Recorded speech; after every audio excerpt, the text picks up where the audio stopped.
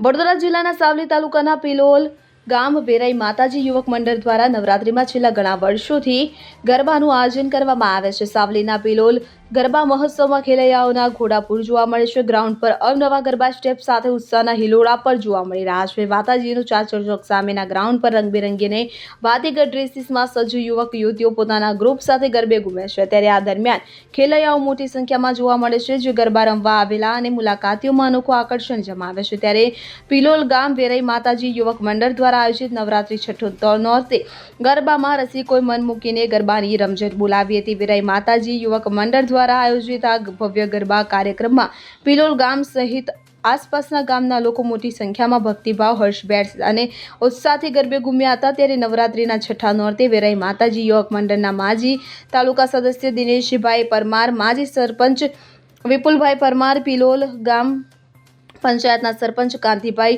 ફૂલાભાઈ વસાવા સહિત ગ્રામજનો મોટી સંખ્યામાં હાજર રહી ગરબામાં જોડાયા હતા. ઓમ નમો શિવાય. હું વિપુલ પરમાર, પ્રમુખ શ્રી નીલકંઠ મહાદેવ ટ્રસ્ટ.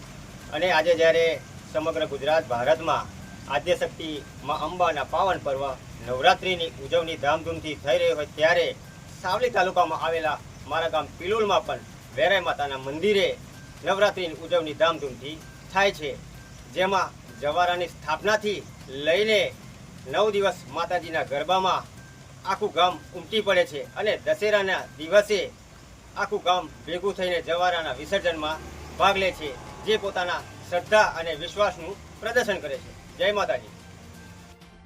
મહેન્દ્ર સોલંકી સાથે CN24 ન્યૂઝ, વડોદરા.